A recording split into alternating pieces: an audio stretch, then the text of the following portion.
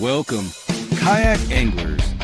You are tuning into the Paddle and Fin Podcast Network, Kayak Fishing's best network of shows with great hosts covering all things kayak fishing, bringing you special guests covering topics such as shore fishing, river trips, gear reviews, angler profiles, tournament news, and more. Sit back, relax. Let's do this. Hey guys, John Rapp here, Rusty Hook Podcast. Got a long but short show for you tonight. We're going to talk a little bit about some things that have happened here the past week or so, and what led to those decisions and what I'm looking forward to. So, without further ado, let's get her kicked off. Welcome to the Rusty Hook Podcast. Raw and unfiltered kayak fishing content, streaming on Facebook, Twitch, YouTube, and X. Bringing you gear reviews and candid interviews from the industry's best, angler profiles, tournament news, plus legendary knowledge from kayak fishing's OGs and rising stars. So, grab that cold drink, pull up a chair, and get settled in. Now here's John Rapp. Okay, welcome to the Rusty Hook Kayak Fishing Podcast. John Rapp. May have noticed some of my intros have changed a little bit, have deleted some stuff. And why are you asking that?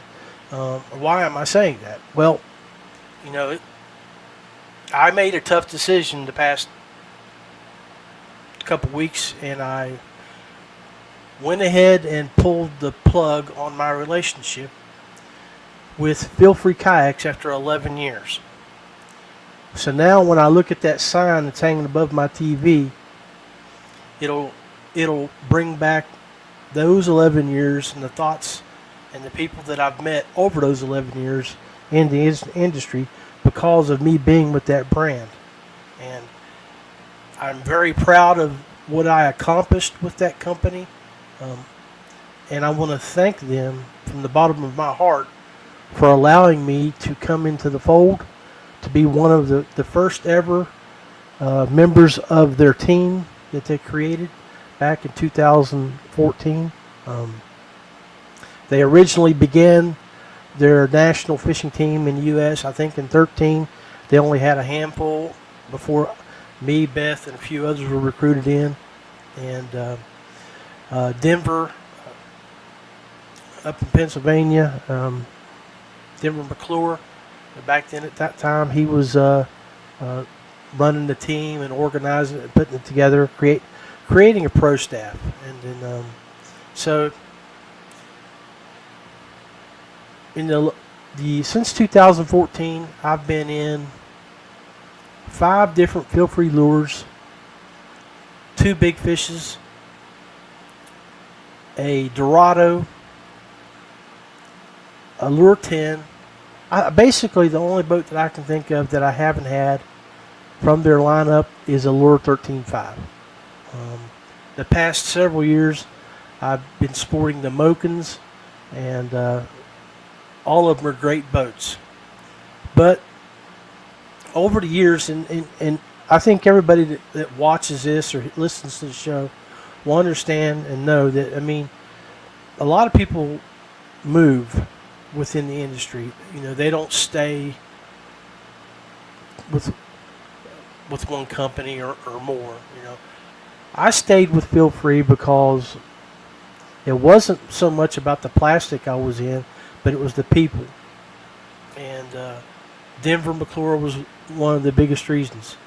And then as he took more of a role doing sales, and they brought in Roland from Texas, Roland Jimenez, I worked a lot more with him. So those 2 guys will always have a special place in my heart. We accomplished a lot, and over the years as I stayed with them, I became more of an insider with the guys. They welcomed me more. I got to go spend time with them at ICAST. I stayed at their house. I think I looked at my history with them. I think I did 5 ICASTs since 2014 with Feel Free.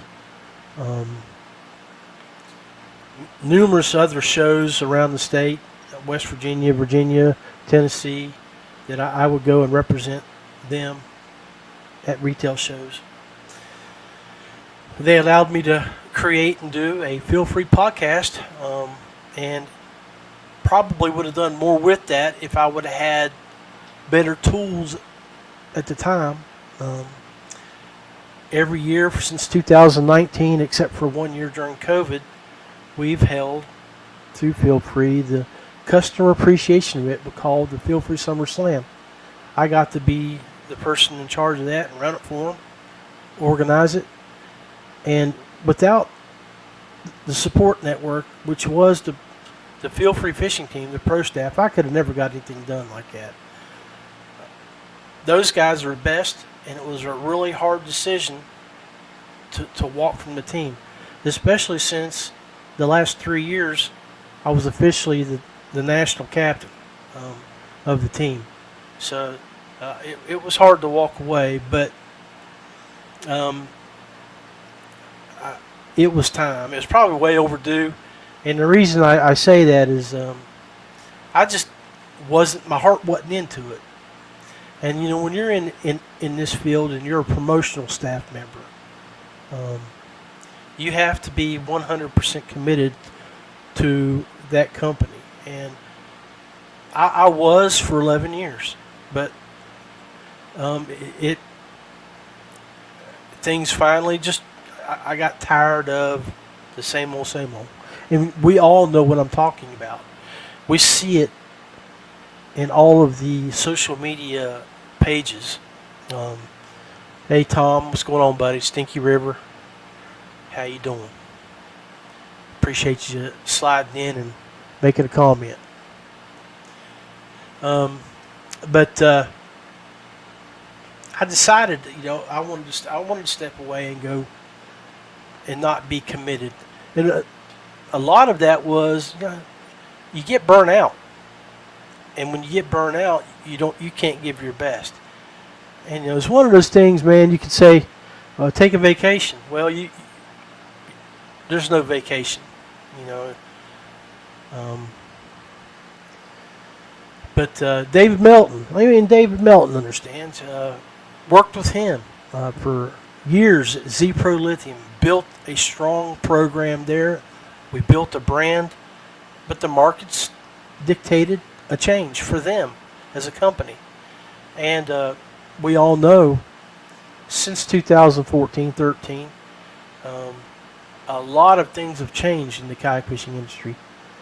And you have to change with it. And if you don't change with it, you're slowly going to die. Or you could find yourself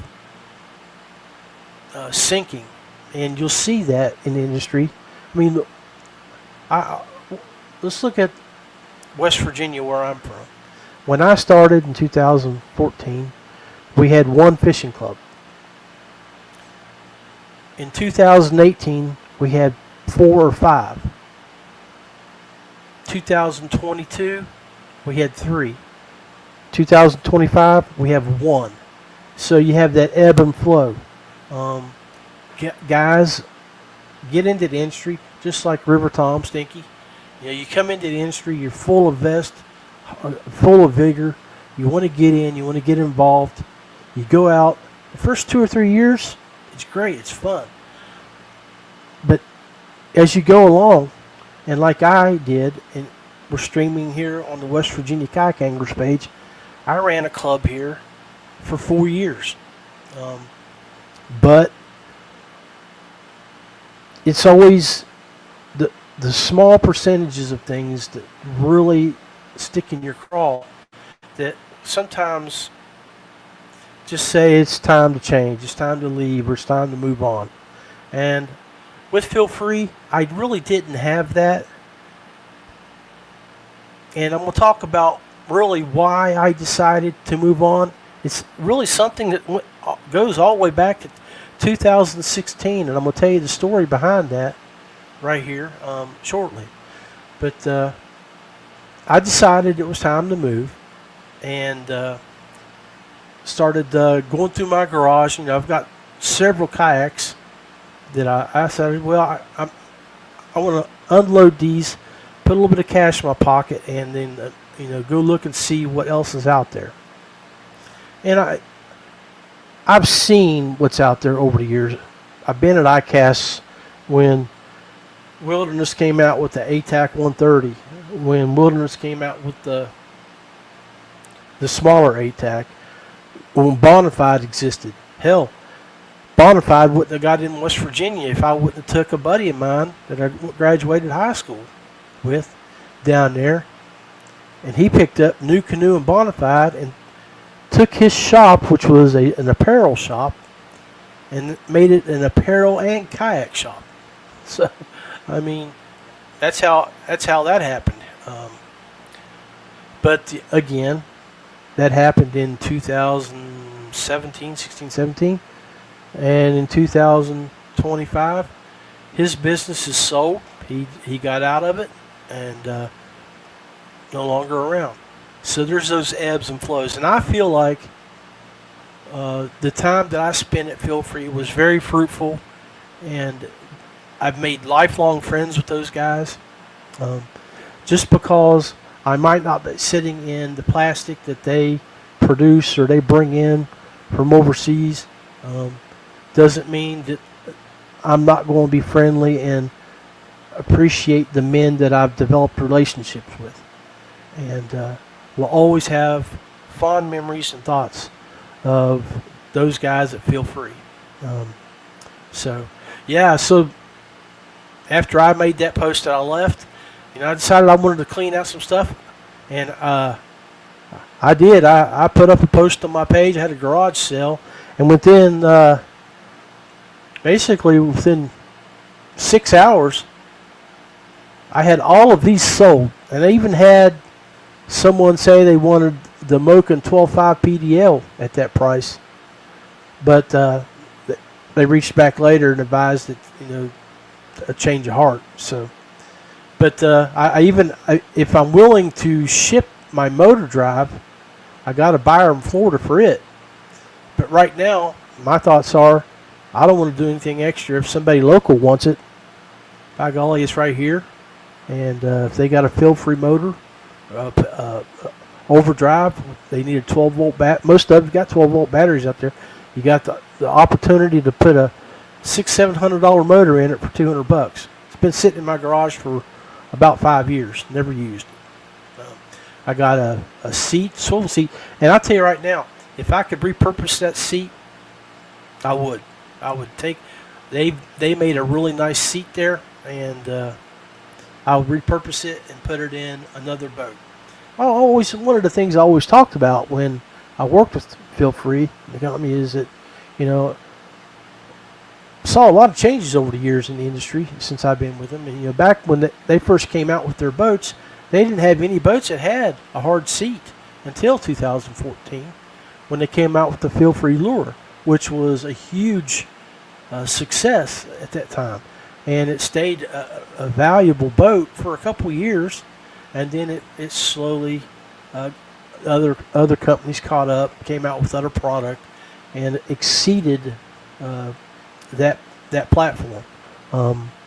And that's part of the problem too, is when you have a company like Feel Free that they make great products, but they have to depend on the folks over in Malaysia to listen to their input over here. And since COVID, we haven't had a whole lot of them traveling here to the ICAST and to shows and coming in and talking to us as a team members and as the marketing people to show how things have progressed and transformed. Because we all know how things worked in the industry. Ends up, hey Dan, what's going on, buddy? Make sure you check out the Real Backwaters and all the other shows here too on the Paddle and Fin podcast. We got a group of 5 guys that constantly are putting out shows, But going back to where my thought process was is in 14, everybody paddled. There was a few pedal drives. Hobie was probably the only one out there at the time that had the major pedal drive. And then 15, 16, 17 came around. Everything was all about the pedal drive. 16, 17. Then who come into the scene? Torpedo, with a really innovative, lightweight product, motor, the 180 that came in there and just really took over the scene. And as the motorized kayak scene came, then you had the guys that would started bringing their graphs, side scan. You got now you got all this forward facing and 360 stuff. I mean, it's just crazy. So that it's elevated big time. You got to keep up with what the people want, and that's where I feel like my old company failed to stay with us and work with us and keep up with what we needed as anglers. A lot of the guys, as we all do out there, every platform has its problems. I've been around every angler around the nation. I've run a lot of teams. I still run Dubro's fishing team currently, and I know what they fish out of, and we talk about issues and try to resolve them, solve them with a community thought process. What's worked for you, and that's the great thing about teams is you learn you guys can share information, and so there's benefits to it. But now that I'm no longer part of a kayak team, I'm no longer bound to one platform. And an opportunity came by that I couldn't pass up. So what's funny about this too, as I told you about my buddy down in the Charleston area that ended up going to ICAST with me, and he wanted to see stuff. He was a retired financial advisor for a bank. He's got money. He ended up spending about 30 grand down at ICAST and purchased a bunch of boats. So when he got home, he was in a big rig, a Jackson big rig. I think it was a 2016 model. And he ended up selling it to another trooper that I knew just down the road from me. So that was probably sold 6-7 years ago as he became a bona fide new canoe dealer. So that trooper just happened to reach out to me last month and asked me if I would be interested in or knew where he could sell this boat. When he told me about it, I said, well, put it on my West Virginia Kayak Anglers page. And it was that 2016 big rig that he bought from Steve down in Charleston. And so I make a trip up with some of my buddies to Lake Erie, and another trooper buddy of mine, John Gillespie, down in the southern part of the state, had a big rig, but he's got the newer version of it. So I looked at his boat, and I'm like, I remember Steve wanting his boat, and I'm like, that's a nice boat. So I reached out to that troop, and I said, hey, if you still got that boat, I'll buy it from you. And then my thoughts at the time was like, well, I'm going to go try it out and see what I think of it. I still haven't even put it in the water. But here it is I got it rigged up, and you can see it's pretty set up. I took everything off my Moken 12.5 that I had. That sidebar over here that I'm with my mount on the back, my Dubro cup, my fish grips, all on that top mounted bar that runs from the back to the front. And it's got, the old big rig has got that plate right down the middle. So I've got a Yak Gadget phone holder, or now I got the new roto grip from Yak Attack I'm going to put there with my box here. I got my captain's bridge with a Yak Gadget thing right here with the cup holder on. I'm going to move the cup holder. Reason I'm going to put that right there is I'm going to put my Insta 360 up there about as high, right, it'll probably come to the edge of that bar, and that way I can get a lot better video. What I've done, you can't see it, but over here, right here, on the, right across from my short stack is my mount for my honeycomb Mega 360 Hummingbird that slides down in there. And then what I've done over here is I had to do a little re-rigging because there's no setup for this boat to set up a sonar like the more modern boats have sonar pods, right?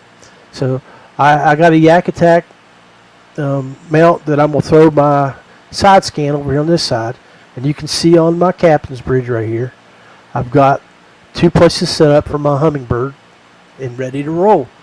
So one of the things that I liked about it too was it was pretty easy to run my wiring to it after I was able to clear some old mud dauber stuff out of one of the tubes. And I've got my Newport NK300 mount on the back and going to roll. Got the lines. The one thing that I'm going to have to look at when I go out and give her a run is that the lines for the steering system. And what I did is I got sliding pedals here that I took off my Moken. I basically took everything off my Moken 12.5, like I said, and rigged up this boat. But the lines will be running. So I had to move the steering triangle to below the motor mount. And so when I steer, it'll be underneath there pulling the cables. And I don't know how that'll work because it may be actually underwater when I'm moving at a quicker pace. And I don't know if that'll bind that up or not. So we're going to find out here real soon. If not, I'll have to rerun my lines through probably these areas here on each side, which will come out on top of the boat instead of the regular line system, which is right here on the that goes along inside the boat. So yeah, that's what I got here. So John Rapp has moved or has rigged up to give a good run, good try for the rest of at least this summer and possibly my trips for the rest of this summer to give this big rig a run. So NK300 on a big rig, 2016 model. I'm looking forward to giving it a run, give it a try. But one of the reasons why I left that team was you can't be a captain of a fishing team from another kayak brand and be running around using another boat. You got to give those people 100%. So whatever staff that you're with, if you're not willing to give them that 100%, then you need to walk. Simple as that. So anyway, that's what I got. If you guys don't forget, I got a couple other things for sale here, and I'll be adding a few more things as time goes down the road. So look forward to hearing from you. And I think I spent a little bit of money today for my outdoor adventures. I don't know what you guys do when y'all camp, hit the road, if you take a generator or not, what your power is. Before Z-Pro went the direction they did, I was able to secure a 12-volt 160 battery. Oh, man, I just got the best news ever. Best news ever, man. And just came across my phone. God bless it. My son up in Alaska just told me he made Staff Sergeant E6. So that's great. He's been in Alaska almost the last 8 years, serving his country. Just got a message from Billy. He made E6. Sweet. So congratulations, my son, on your promotion. It's overdue, well deserved. Proud of you, buddy. But guys, wanted to talk about that. But anyway, move back to my thought. Squirrel, yeah. Thanks, baby. Oh yeah, Dave. David Melton was when we were working together and traveling down in Texas doing some fishing. He was in a native pedal drive. So he's upgraded and went to new canoe, unlimited. Congratulations, brother. And appreciate that, guys. Giving the boys some love. It is great news. So hopefully, I'm hoping this young man will be back stateside this time next year, so I can go spend some time with him. In the last 8 years, I've only got to see him twice. So really looking forward to spending some time with him. But camping, I got that 14-foot toy hauler out there. Now I got a 13-foot boat that I don't think I can get in it, so I'm going to have to start working on ways of trying to either get that boat in my camper in an elevator where I can slide it across the kitchen sink all the way up into the nose, but I still don't think I can get my door shut with that motor mount on. My Moken barely would fit, and it was a 12.5-foot boat. I think this is a 13-foot 3-inch boat, so we're looking at an additional 7 inches. I may have to do a little wiggling to see. If not, I'm going to have to get another way to haul that boat while I pull my camper. But Beth, we've been talking about generators, and I found out my brother-in-law and sister had this one that they used for their excursions, but it's a small one, and they ended up buying one of those Jackeries. It's like a 300-watt battery system generator that you can travel with you. You can use solar to charge it, or it can be charged. If you're driving down the road, you can hook it up and charge it while you're moving. So that'll be good for those longer trips when you're traveling around. And my intent, man, was to travel a little bit more this year, but haven't gotten to do what I really would like to do. The weather hasn't cooperated a lot, but now we're in summer and hoping that we can make a few trips down to the river.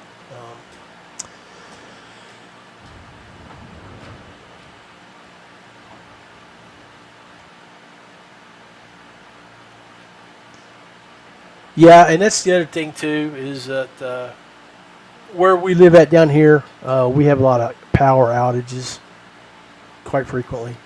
Sometimes they're not long ones, but it would be nice to have something to keep the router and TV on and the fans, so we can and if need to be, run the microwave or anything like that. But anyway, we'll keep this short. Appreciate everybody hanging out with me tonight. I wanted to talk a little bit about the reasons why I left, and the reality is my heart no longer was in it, and I needed a reboot. And now that I need a reboot in a lot of ways. And this might not be the end of the changes for me, but I'm not a younger man like I was. I'm not as hungry as I was out there like some of you guys that really want to push and do things with these companies. And the reality is the market's shrunk a lot. Like I talked about with just in West Virginia, we went from 1 to 5 to 1 in 10 years. And if you look at the big major scene, you had 2014 through 2019, the big scene, the big ticket was KBF. Then KBF started its downward spiral, and Hobie was the big ticket. Hobie was the big ticket for 3 or 4 years, 5 years. And as they were on top, and KBF moved to number 2, Bass moved in. You have Bass, that's the top ticket. Hobie petered out. Kayak, KBF is basically dead. And now you have the Kayak Adventure Series in its second year really developing. Drew Gregory's doing a good program there, guys. You can check it out. It's growing. And you got Native Power Hour that's jumping in there. These two groups are trying to fill the void where Hobie left and KBF has fallen out of the picture. They're still growing. They need our support. So go check those out and jump in with them. Bass is great. It's a big stage, but it is not your only opportunity to go out and make a big check. So look at those programs. Take a look at them. Go to their Facebook pages and see if they're in your area. And don't forget those online tournaments for anybody that's new into the tournament scene. They're a great way to learn and develop the skills, so when you do go and fish a live, on-the-ground tournament at another location, you've got everything down pat. And the rules are so similar. But make sure you check the rules and see if there's any small intricacies that change that may, they may allow, let's say, the new Yak Attack board where some may not allow it. It's only catch board only. So make sure you know the small intricacies involved in all those things. Anyway, this is John Rapp with the Rusty Kayak Fishing Podcast. I appreciate you sticking with me for the last 30 minutes. Short show tonight. Look for me here in a couple weeks if I'm not down on the river. And if I am down on the river, I'll take my hotspot and see if I got signal. Maybe try to do some on the river fishing. And make sure you watch for that, guys. We got some of our guys that are going to try to do that here in the near future. So stay tuned for like the real backwaters. Dan Wilcock, he's planning on trying to do that. And you never know what our boy down in Texas is going to do with chasing the tide. I'd love to see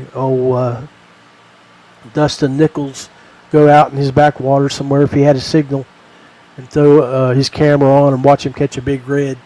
So, but and then boys up on the Susquehanna River too, Carlisle and you got to give them guys a chance. I mean, they're going to smash them up there. So check them out. Anyway, y'all have a great day. Be safe and always wear your PFD. Thank you for tuning in to the Paddle and Fin Podcast Network. We hope you enjoyed the show. Don't forget, for future shows, like, follow, share, and hit that subscribe button. Make sure you check out our individual channels and accounts too.